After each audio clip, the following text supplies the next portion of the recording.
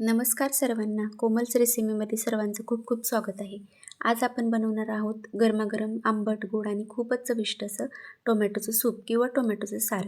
ही recipe खूप सोपी आहे. अगदी कमी वेळात ही रेसिपी तयार होते. चला तर मग सुरुवात करूया आपल्या रेसिपीला. इथे मी 4 मीडियम आकाराचे लाल असे टोमॅटो घेतलेत. टोमॅटो व्यवस्थित आपल्याला धुवून घ्यायचेत आणि असे 2 भाग करायचे टोमॅटोचे. टोमॅटो घेताना एकदम लालसर घ्यायचेत, जेणेकरून आपण सूप जे बनवणार आहोत ते आपल्याला टेस्टी लागेल. इथे बघा मी एका कढईमध्ये पाणी घेतले आणि जे टोमॅटोचे काप केलेले आहेत ते आपण 10 मिनिटासाठी टोमॅटो कढईत टाकून शिजवून घेणार आहोत. झाकण ठेवूया वरून आणि 10 मिनिटं शिजू देऊया. हे बघा 10 मिनिटांनी टोमॅटो शिजलेले आहेत आपले चांगले. आता याचे सालं काढायचे आहेत आपल्याला वरचे.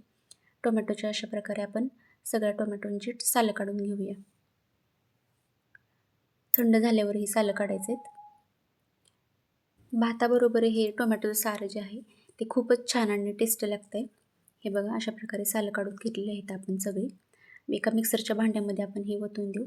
त्याच्यात 8-9 लसूण पाकळ्या, थोडासा गूळ, बडीशेप, एक चिंचेचं तुकडा, थोडंसं किसलेलं खोबरं, 1 चमचा लाल तिखट आणि थोडीशी हळद टाकून आपण याला व्यवस्थित असं बारीक करून घ्यायचं.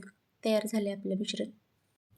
चला फोडणीची तयारी करूया. इथं पातेल्यात मी 1 पळी तेल टाकले. नंतर त्याच्यात थोडंसं 1 चमचा जिरं, 1 चमचा मोहरी टाकली. ते चांगलं असं तडतडून द्यायचं आहे आपल्याला आणि थोडासा कढीपत्ता टाकला आपण. ते व्यवस्थित असं तडतडलं की आपण जे मिश्रण बारीक केलं होतं ते आपण टाकूया त्यात. हे बघा चांगली अशी फोडणी बसली आहे त्याला आणि वरून चवीपुरतं मीठ टाकूया. एक 10 मिनिटं उकळून घ्यायचं हे आणि तयार झालेलं आहे आपलं टोमॅटोचं सूप किंवा टोमॅटोचं सार. अशाच नवनवीन रेसिपींसाठी आपल्या चॅनलला जास्तीत जास्त लाईक, शेअर आणि सबस्क्राईब करा.